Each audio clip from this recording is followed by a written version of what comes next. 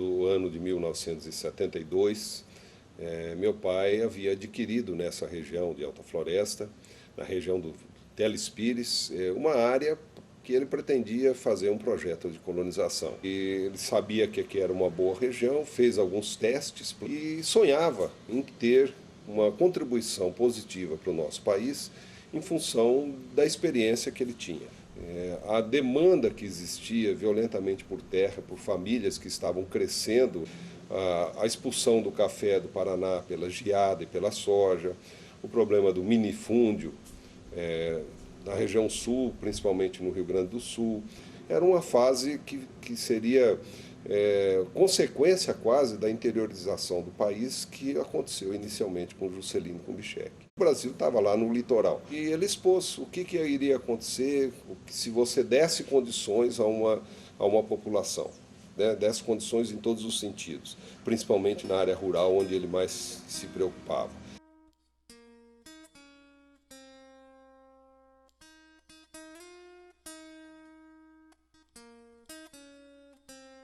Eu sou Vicente da Riva, fui diretor de planejamento da empresa Indeco S.A.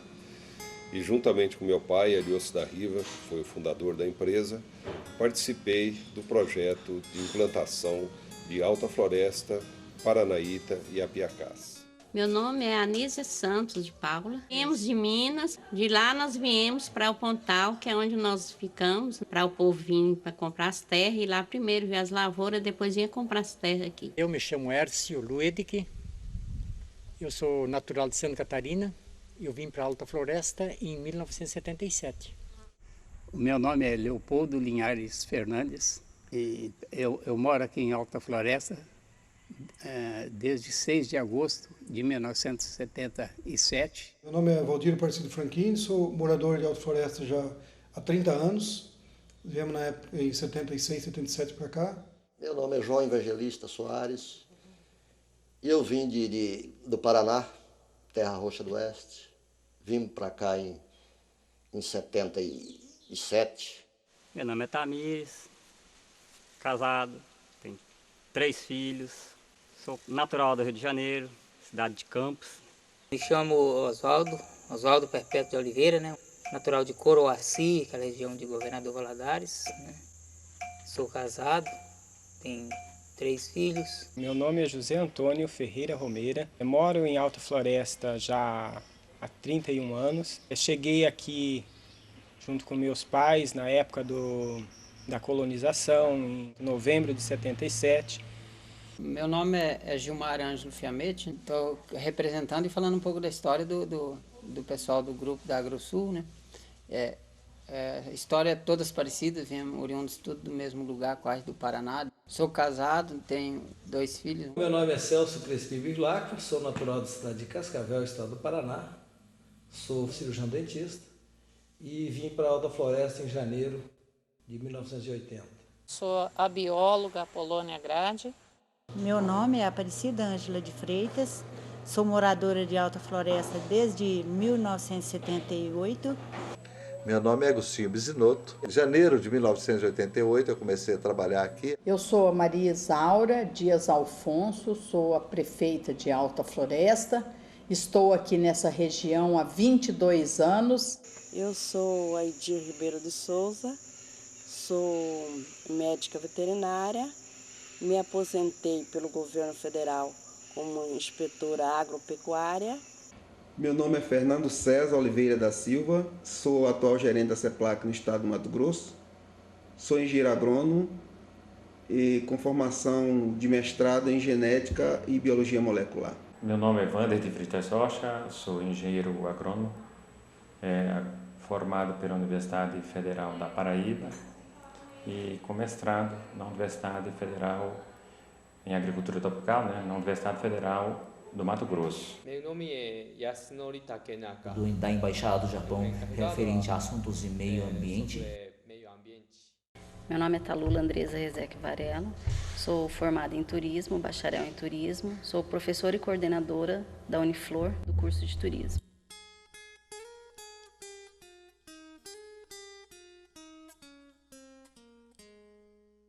Não via falar em outra coisa a não ser nas terras de Mato Grosso. e principalmente a Alta Floresta. Aí foi o que levou meu pai a vir para cá, porque ele gostava muito de mexer com a lavoura de café e arroz. Como minha família já estava grande, né, então nós arriscamos vir para o Mato Grosso. Por motivo da seca braba que deu aquela vez no sul do Mato Grosso, por causa do soja. E a situação financeira de manter 4 filhos e esposa em São Paulo era um sacrifício grande. A esperança de você conseguir um futuro melhor, tinha as dificuldades a ser enfrentadas em todo lugar que está tendo início e sendo desbravado, né? De corretor, né? De terra que vinha para a região e ia do lado para o Paraná para espalhar, né, a notícia, a propaganda. Tinha um sonho de conhecer uma coisa que nunca mais eu ia ver lá no Paraná, no Rio de Janeiro, que tinha acabado, né? As coisas da natureza, tanto a fauna como a flora. Pensando assim como agricultor, pensando na única coisa que eu sabia fazer, assim, vou para o Mato Grosso, né? Eles produzem bastante, então é lá meu lugar. É em busca da terra prometida, né? Que é tentando conseguir um pedaço de terra, né? Tinha um caminhão que vinha para cá trazer cimento. Carreguei meu consultório recém-comprado, ainda encaixotado, e vim parar em Alta Floresta depois de 22 dias de viagem. E depois de algumas crises na agricultura lá no sul, meu pai precisava sair de lá, tinha perdido as terras para o Banco do Brasil, e a família veio para Alta Floresta nessa ocasião. Nos anos de 80, que eu cheguei aqui. Eu vim acompanhando meu esposo. E tinha uma curiosidade muito grande de conhecer uma cidade que já estivesse na Amazônia. Uma boa estratégia para fixar o homem na região, que ele tivesse uma atividade agrícola que fizesse com que ele permanecesse aqui e conseguisse sobreviver aqui e fazer a sua vida aqui. Nós iríamos ter muito trabalho, ia ter uma preocupação muito grande em assistir as pessoas. Naquela época não tinha estrada, era estrada de chão, de Cuiabá até aqui. Tinha muito serviço e não tinha empregado, não tinha peão.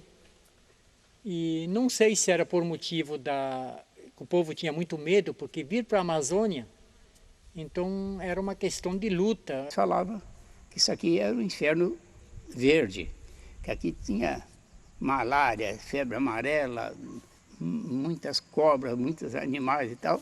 Quando eu cheguei aqui eu vi que era diferente, não tinha nada de inferno verde, tinha um paraíso para mim, aquilo que eu queria. Um dia o Vicente chegou lá, junto com a família que veio de São Paulo, na época de férias, falou: você não acha que está muito apertado aí para os bichos, não? Eu falei: acho.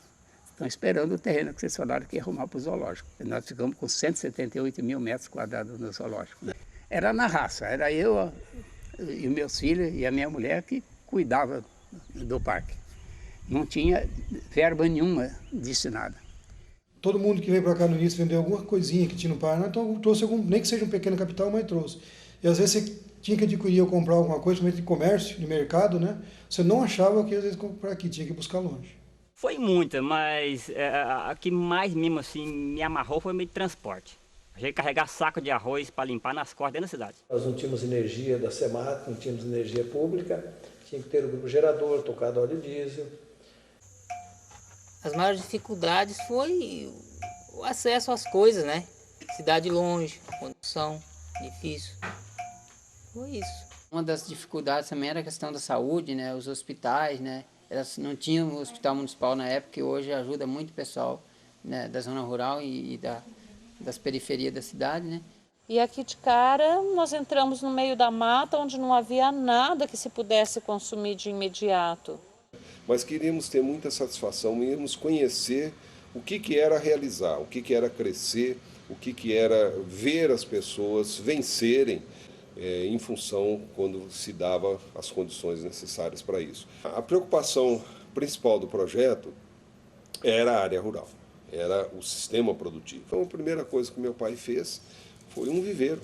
Ele criou um viveiro de 1 milhão de mudas de café, depois, no outro ano, mais 1 milhão, e o cacau também. Então eles fizeram um convite à nossa direção em Belém, na época, para que a CEPLAC viesse até aqui estudar a viabilidade da cultura no estado. Foi constatado que havia uma área muito grande no estado do Mato Grosso, acima de 2 milhões de hectares, com possibilidade de serem utilizados para o plantio do cacau. Então, com essas duas culturas, café e cacau, mais a lavoura de subsistência, principalmente do arroz, do milho, de tudo, começou-se a ocupação das terras. Então, para isso foi oferecido local para montagem de escritório, para residências de funcionários, foi também doada uma área para a instalação da estação experimental. Então toda a estrutura foi fornecida, pelo menos a estrutura básica, para a CEPLAC se instalar. 20 anos depois a gente viu que aconteceu exatamente o que ele falou e, é lógico, surpreendeu a gente, a ele mesmo, surpreendeu a Alta Floresta, a Piacase, Paranaíta, surpreendeu, porque foi além do que a gente imaginava.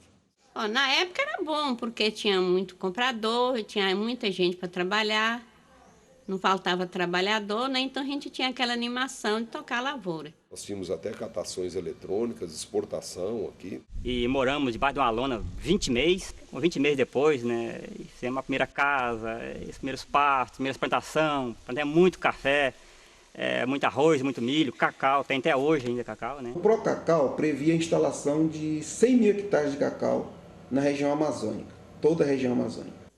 Plantando café, depois começou a plantar também cacau. Toda a manutenção da cultura era feita com utilização de insumos e equipamentos obtidos diretamente na CEPLAC a preço de custo. Então isso tudo fazia com que a implantação da cultura do cacau tivesse um atrativo muito grande, uma vantagem muito maior em relação aos outros cultivos. Mas o que o pessoal veio atrás mesmo é de produzir café, né? Eu havia plantado uns 4 mil pés de cacau, 1.500 pés de guaraná e umas 10 mil covas de café. Mas somando a família toda, que eram os sogros, os cunhados, os outros sítios tinham tudo englobado, os vizinhos, a área toda dava em torno de 200 mil pés de café.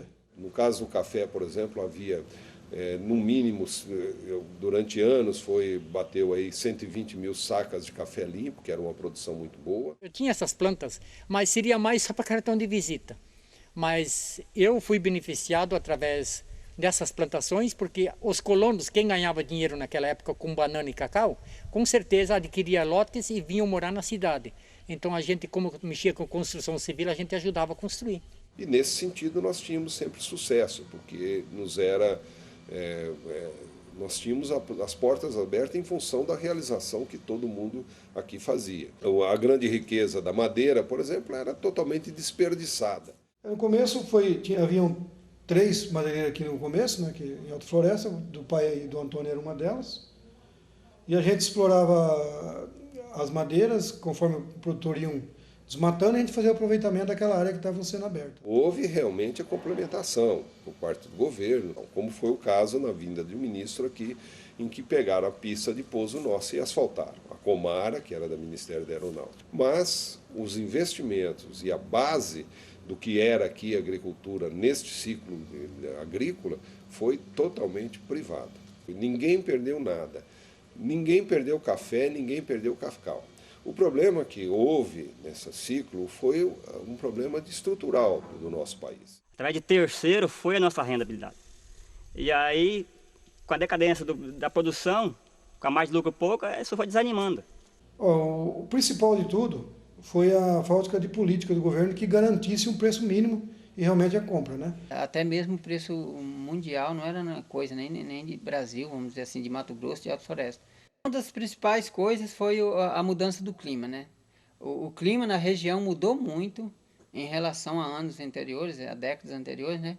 Para a produção de café. Mas, em especial no café, no início, não foi o caso específico da gente, mas o pessoal que abriu primeiro, que abriu em 76, 77, aqui em Alta Floresta, eles vieram com a tradição de plantar o café no Mundo Novo e Catuaí, que já havia em livros registrados pelo IBC que não era recomendado para a região. Em virtude da altitude, teria que ser o café robusta. E o pessoal plantou o Catuaí Mundo Novo, produziu 1 ano, 2 e depois definhou e não deu mais nada. Então, por exemplo, no mesmo período, o preço internacional do cacau caiu. Então ele saiu em torno de $6.000 a tonelada para 1.800. E isso aliado a outros fatores nacionais, por exemplo, a diminuição do crédito. A agricultura não familiar e a agricultura do café e do cacau não conseguia conviver com a questão da inflação. Nesse período, o Procacau foi descontinuado pelo governo federal e o crédito passou a ser mais escasso.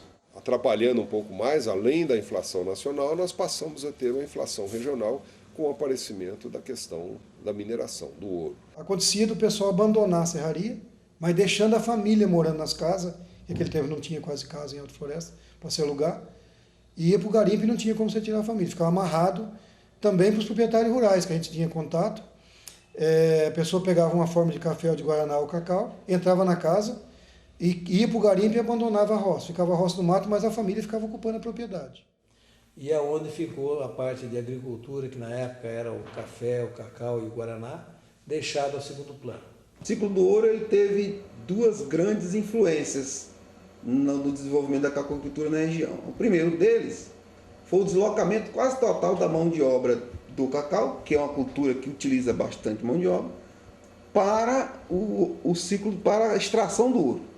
O segundo problema foi o fato de existir ouro em algumas áreas de cacau. Então o cacau foi derrubado para fazer a retirada do ouro, debaixo da raiz do cacau. Só que isso também ajuda, que faz você descobrir outras fontes. Cada vez mais se empenhou lá do leite, bem como o café, outros têm cacau, né? Aí faz também você começar a mudar, não ficar agarrado só na cultura. Não deu fazer o quê? Pelar porque dá, né? Aí depois do garimpo foi que ficou muito difícil para a gente tocar a lavoura. Aí a gente achou melhor parar com as lavouras e mexer assim com pasta, com criação de gado. Depois aí hoje mexe um pouco com a pastagem também, né? E estamos levando. Nós temos poucos exemplos aqui, ainda bem que existem esses exemplos de pessoas que tiraram vantagem disso e investiram aqui. E hoje estão aí na produção, na agricultura, ou na pecuária principalmente. Para mim foi mais coisas positivas, porque foi muito importante aprender a conviver com essa mistura de gente, com bastante, assim, uma diversidade de trabalho, de mão de obra. Então, eu acho do meu lado foi bom. No início, em 80, já comecei trabalhando nos garimpos de Alta Floresta, onde nós íamos sentados em cima de caixas de tomate, fazendo atendimento no garimpo para as pessoas que lá estavam, garimpo do planeta, garimpo do satélite. Uma pena que as famílias que não se adaptaram, né? Largaram de tudo, botaram fogo nos cafezais, botaram fogo no cacau e foram para o garimpo. Nos deixou uma sequela social muito grande, certo? Nos deu a sensação de que nós estávamos crescendo, entendeu? Ajudou a inviabilizar a agricultura. No início, o ouro atrapalhou tremendamente o projeto agrícola, porque ele representou uma ação da mão de obra. Agora, posteriormente, com um processo inflacionário maior, com as crises, com um problema de viabilidade econômica da própria agricultura, ele passou a ser fonte de renda. O ciclo do ouro foi de vital importância para o desenvolvimento de Alta Floresta, o grande crescimento, e esse grande crescimento causou algumas desvirtuações, porque nós tivemos aí um crescimento muito grande e com pouca infraestrutura. O núcleo urbano começou a ser montado para ser uma parte de apoio da parte rural, mas a parte principal do projeto era a parte rural, porque se passou muito dinheiro na sociedade.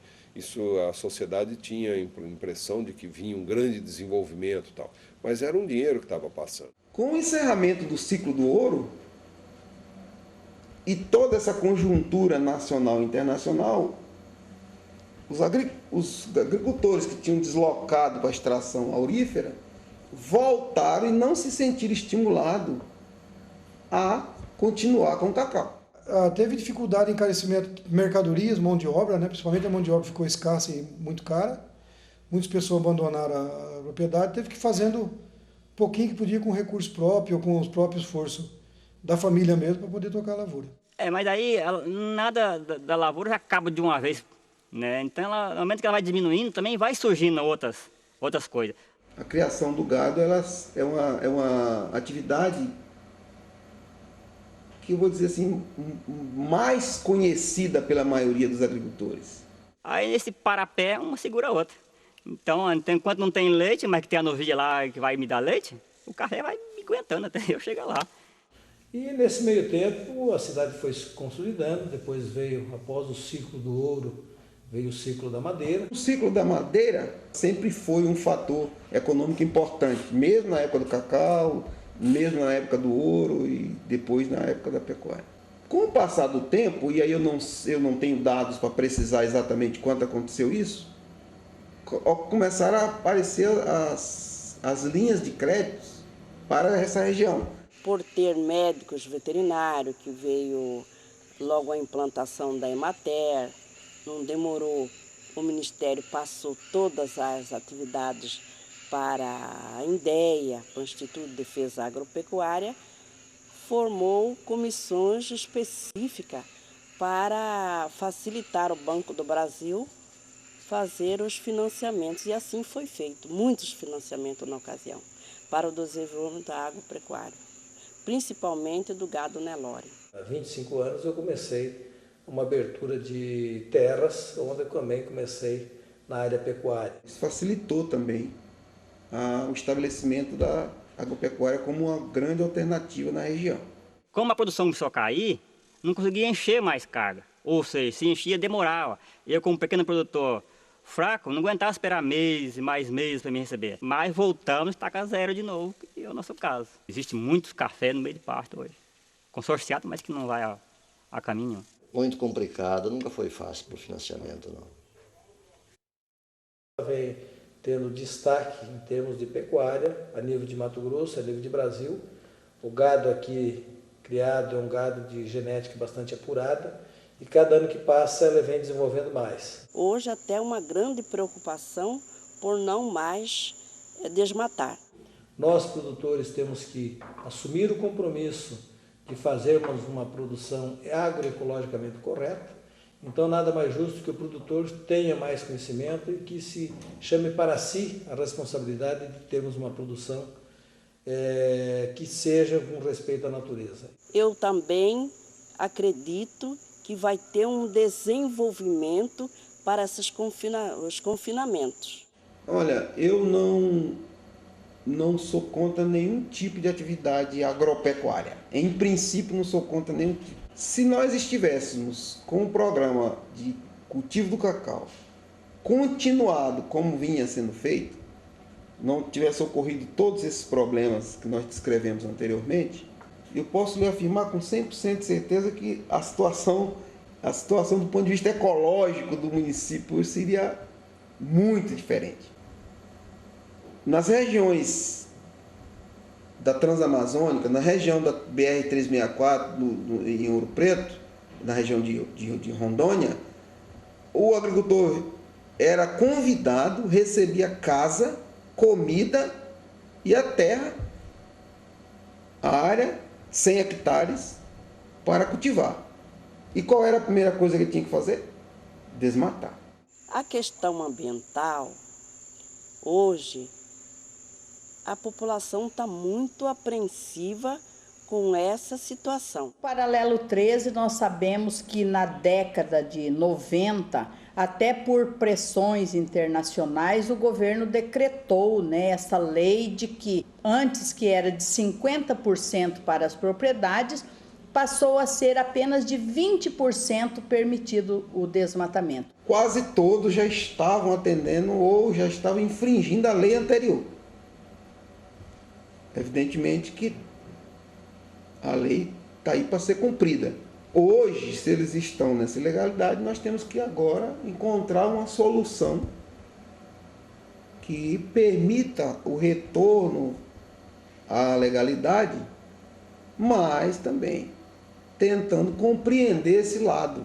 O Ministério da Agricultura, o IBAMA, a SEMA, resolva essa questão. Mas pera lá, mas faz sentido produzir mato? Só porque o ambientalismo não sei se propõe que eu faça, mas que obriga eu a fazer? Então, mas aí tem alternativa. Então, plantar mata, então eu planto café e me ajuda, eu posso plantar coco, posso plantar castanha, posso plantar outras frutas lá no meio, laranja, manga. Dependendo da situação, o que tem que reflorestar, eu tenho que entregar minha propriedade e voltar de mão banana, porque como que eu vou fazer? Eu não tenho força para Aí vamos supor, a economia que eu tenho, eu vou gastar tudo para reflorestar. Ainda me sinto perdido no fogo cruzado. Tem amigos que plantou determinada árvore, hoje ele quer fazer a poda, ele tem certeza que já melhora a qualidade do agroflorestal, mas que através dessa mídia que está aí hoje, né, ele pode ser olhado com maus olhos. Que aquilo que nós estamos buscando, que está partindo daqui de dentro, com os conhecimentos que a gente está buscando, e de repente, se nós falar para uma pessoa dessa, de repente um homem do poder público hoje, de repente ele não vai sentir que está saindo daqui de dentro. Porque falar é muito fácil, agora é o sentimento que eu acho que, aquilo que eu estava te falando, você olhar para uma árvore e como eu olho para um ser humano. Tipo, essa árvore é um pedaço de mim, né? É um pedaço da minha vida. Se eu destruir ela, eu estarei me destruindo. Então isso é ser entendido. Porque eles acreditar nisso, de repente é difícil. Tipo, eu vou matar essa árvore aqui porque ela está prejudicando essa outra. Mas aí eu vou plantar outra aqui para ela sair junto. Será que eles vão entender isso? Tipo, o IBAMA vai chegar aqui, ou a SEMA, e vai acreditar no que eu estou falando? E nessa experiência que eu fiz agora, a última, não se planta uma árvore pequena debaixo de outra grande. Que você tem que fazer a cepa para que toda saia junto de novo. Que a semente saia junto com o broto. Se você fizer isso hoje, com certeza vai ser punido. Então, eu vou ter que fazer, eu sou obrigado a fazer, ou eu posso fazer. São coisas diferentes, porque se eu quero melhorar tem algumas árvores no meio, se eu quero produzir mais, vai melhorar até para o meio ambiente, e eu sei que tem que ser assim para funcionar, então eu tinha que ter esse apoio, você pode fazer, essa segurança que vai dar certo. Eu não estou assim, fazer uma coisa mal intencionada. E que ele estivesse na pele do agricultor, que ele trabalhou 30 anos numa região, né, lutando com uma família, ok, e depois chega uma situação dessa aí, você tem que reflorestar uma quantidade que você não tem como, se não tiver um financiamento com longo prazo, ok, nós não temos como sobreviver. Ser parceiro.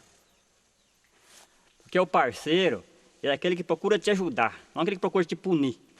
Só que começou a educar o povo e o nosso povo se afastaram de nós.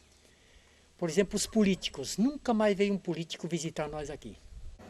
Nós estamos com 22 anos sem fazer nenhuma contratação. Então, houve muitos pesquisadores da CEPLAC que foram para outras empresas, outros aposentaram, outros morreram, de forma que o quadro estagnou. Se nenhuma mudança for feita, a tendência é que, em poucos anos, ela seja obrigada a fechar por falta de pessoal, ou seja, é a morte por inanição. A Indeco cedeu o terreno para zoológico. Depois doou o terreno, mais tarde, para a prefeitura. Depois foi criado, na administração do Eloy, criou uma fundação e ela levou o nome de FACUSA, Fundação Altafloretense Cultural Exobotânica da Amazônia. A fundação doou para a prefeitura. Eu não queixo de nada. Eu queixo mais das autoridades constituídas que não viram no zoológico algo interessante, né? Interessante. Mas também eu queixo da população, que a população muitas vezes pergunta para mim, com ar de crítico, por que fechou o zoológico? Eu lembro de uma reportagem que eu fiquei em frente, né, às câmeras de televisão, e eu com um pacote de material de um bingo, e eu pedi, por favor, compre os bingos, vão participar. E esse aqui é o plebiscito do zoológico. Se vocês não participarem, nós vamos fechar o zoológico, né? Então eu tive a satisfação de uma pessoa me procurar, fui solidário à minha solicitação e comprou um número do bingo, só. Parece que hoje o ser humano está sendo abandonado na agricultura. Nós deveríamos receber mais visita desse povo. Por que nós recebíamos visita no tempo que o senhor Ariosto era vivo? O senhor Ariosto partiu e as nossas visitas cada vez foram se afastando. Então eu sinto muita saudade. É de cortar o coração da gente, mas eu sinto muita falta dele.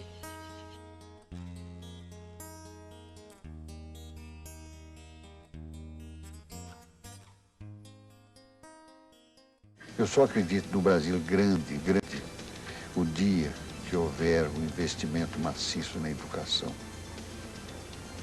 Enquanto não acontecer isso, nós vamos ter o homem do campo, o homem da roça, o homem semi-analfabeto, que precisa de fronteira nova, que é onde ele sabe sobreviver. Não tem mais ímpias falanges que apresentam face hostil. Vossos peitos, vossos braços são muralhas do Brasil. Vossos peitos, vossos braços, vossos peitos, vossos braços são muralhas do Brasil. E a parte urbana, nós tivemos a participação ou o projeto de um arquiteto, que é o Luiz Antônio Valandro Kittin, que hoje é um dos braços direitos do Niemeyer. Imaginamos aqui uma parte de aviação de carga e principalmente a questão do turismo, para que pudesse descer aqui grandes equipamentos. Isso já estava nos projetos da Indeco, assim como outros projetos que não aconteceram. Alta Floresta é considerado um polo turístico por ser uma das principais cidades localizadas na região norte do estado. Ela está melhor localizada geograficamente, possui uma estrutura adequada para que seja desenvolvida qualquer atividade de turismo na região. O grande investidor, aquele que vai trazer recurso, vai trazer a geração de renda para o nosso município, ele só vem se ele encontrar uma cidade bem estruturada, nesses segmentos, com educação, com saúde, com boas estradas. Eu acho que o Japão tem condições de contribuir para que a Alta Floresta também possa promover iniciativas de desenvolvimento sustentável. O laboratório de fungo, ele surgiu a partir de uma necessidade que a região, não só o município de Alta Floresta, mas toda a região do Portal da Amazônia teve com um ataque significativo das cigarrinhas nas pastagens, que perdura até os nossos dias. Em março de 2003, Alta Floresta recebeu os primeiros fungos aqui multiplicados. Nós fundamos a cooperativa está com 3 anos. O motivo da fundação, porque a gente queria ajudar a preservar o Amazonas, a Mata Amazonas. E, enfim, a gente achou que era um meio da gente ajudar a preservar e ajudar as pessoas que aqui tinha um meio de catar a castanha e ganhar o seu dinheirinho para a sustentação da própria família deles.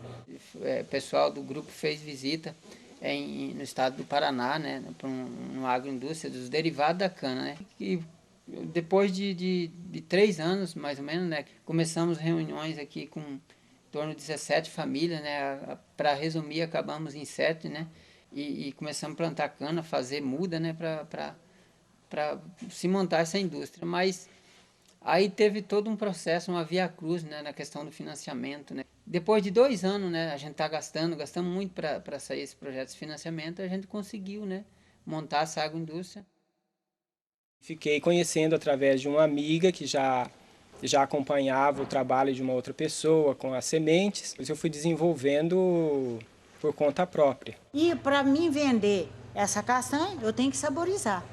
Aí veio aquela ideia, a primeira ideia, vamos fazer ela saborizada? Como? Aí vamos fazer ela defumada. Aí fizemos ela defumada, depois da defumada nós fizemos ela com alho, com cebola e alho, aí orégano, aí torrada com sal. O derivado da cana que a gente produz é todo orgânico, a gente não usa agrotóxico, né? É certificada pela Ecocert de Santa Catarina, tem acompanhamento todos os anos, vem o agente, né? Ele colhe material, né? E faz análise. Bom, a confecção das peças, o que eu levo em consideração é manter o aspecto natural. No caso, as sementes não sofrem basicamente interferência, além da furação e de alguns cuidados com a conservação. Mais recentemente também tenho incluído materiais que são produzidos na região, o osso de boi, o chifre, que são materiais descartados ou aproveitados de outra forma. Bom, realmente eu achei muito interessante as pesquisas que buscam solucionar determinados problemas de certas pragas que ocorrem nas pastagens, que atualmente seriam resolvidos pelo uso de agrotóxicos. Ao invés disso, se busca soluções na própria natureza, soluções que não agridem o meio ambiente. Pesquisas nesse sentido estão bastante avançadas e eu realmente fiquei muito impressionado. Então eu penso que, sem aumentar o desmatamento, ao encontrar alternativas para que, ao mesmo tempo, preservando o meio ambiente, se encontre alternativas de elevar o nível de vida das pessoas. O turismo, se ele for desenvolvido de uma maneira bem planejada, ele pode sim se tornar uma nova atividade econômica para o município, desde que englobe a comunidade local. Com certeza a implementação a mais, que nós como pequeno produtor, vai ajudar muito. Como eu disse, né? Até mesmo na educação, conhecimento, valores que você tem na sua própria propriedade. Que tem pessoa que não valoriza a própria água que ele bebe, né? O ambiente que ele está, ele se sente sempre ali afogado, se sente mal naquele lugar. E de repente você vê um parceiro lá de fora te elogiando o lugar, você está morando no paraíso. Isso, nossa, é uma autoestima, levando a gente para cima.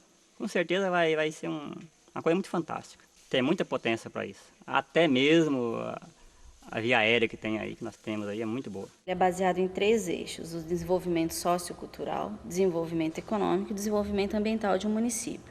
Levando em consideração esses 3 eixos, a gente pode se considerar como um turismo sustentável. O turismo ele precisa ser sustentável agora. Não se pode mais ter um turismo predatório. Que a comunidade de Alta Floresta perceba isso e também tenha esses benefícios do turismo. Não o turismo exclusivista que eu tenho o meu turista, você tem o seu, o outro tem o dele, e cada um tem o seu turista e traz aqui, e às vezes tem até medo do turista conhecer a cidade, né, conhecer as pessoas. O turismólogo, ele tem que estar assim, bem empenhado no desenvolvimento e planejamento do turismo em determinadas regiões. Tem que ter muita ética profissional para se trabalhar, já que o contato é direto com pessoas, a gente está lidando muitas vezes com sonhos. A gente foi procurado, né, 2 anos atrás, né, pelos os acadêmicos, né, representado pela Vanusa e a Emília, né, nos procurou para estar se fazendo uma caminhada, né, aqui na comunidade. E com o passar do tempo, com a passar de reuniões, conversas, visitas, né, que elas foram fazendo, foi feita uma caminhada, né, há um ano atrás, né, que ficou, vamos dizer assim, foi feito esse estudo em cima, né, vieram pessoas de fora, né, elas trouxeram, correram, batalharam atrás disso, né, conseguiu que se oficializasse todos os anos, estar fazendo essa caminhada na comunidade, né, que será no mês de maio, né. Os acadêmicos do curso de turismo da Uniflor realizaram também o ano passado, em parceria com o Ministério do Turismo, um projeto de âmbito federal, que foi o inventário da oferta turística da região. Então, os acadêmicos puderam fazer esse levantamento das potencialidades e da estrutura que os municípios oferecem em relação ao turismo. Estava sendo previsto um voo Salvador, Brasília, Alta Floresta, Cuiabá, Foz do Iguaçu, Rio de Janeiro. Isso quando Salvador estava querendo ser mais uma porta de entrada no nosso país, que hoje já é uma realidade. A Bahia investiu violentamente em turismo. Ora, você imagina que cada uma dessas localidades, com seu potencial, no caso de Salvador, de Brasília, de Cuiabá, de Foz do Iguaçu, do Rio de Janeiro, nós seríamos uma potencialidade, uma abrangência muito grande aqui da questão da Amazônia. E eu vejo muitas possibilidades em Alta Floresta, principalmente o movimento artístico-cultural aqui. Eu não penso em ir embora de Alta Floresta. Criei meus filhos todos aqui, os netos crescendo aqui, tá, estudaram. Jamais eu pensei de ir embora daqui. Eu vim aqui para Alta Floresta, eu não vim para ganhar dinheiro. se eu fosse sair daqui, eu iria para onde? Fazer o quê? E eu me adaptei aqui. Estou satisfeito? Financeiramente, não. Eu estou precisando melhorar as condições. Quero ganhar muito dinheiro? Se for possível, ótimo, né? Mas eu quero viver. Eu quero viver. E quero viver em Alta Floresta.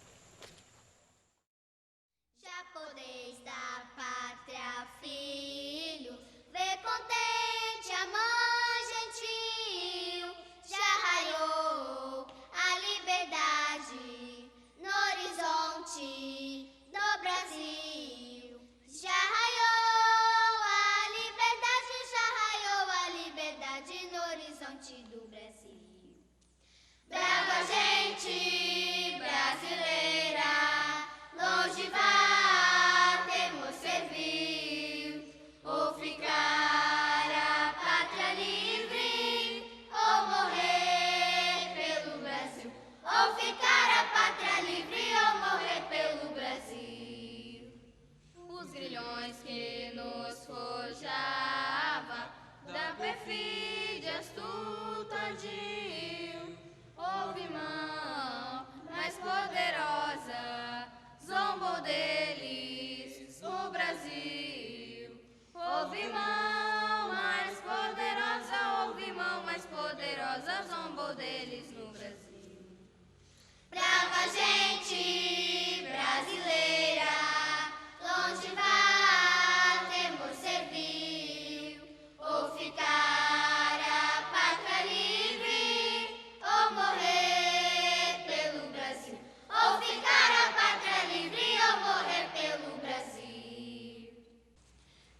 mais ímpias falanges que apresentam face hostil.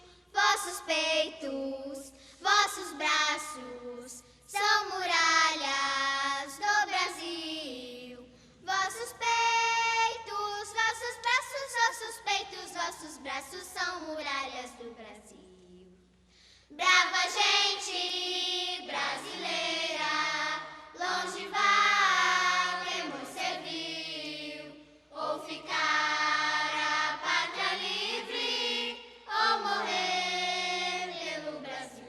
Ou ficar a pátria livre, ou morrer pelo Brasil. Parabéns, ó brasileiros, já com garbo varonil, no universo, entre as nações, resplandece a do Brasil. Do universo entre as nações, do universo entre as nações, resplandece a do Brasil. Brava gente brasileira,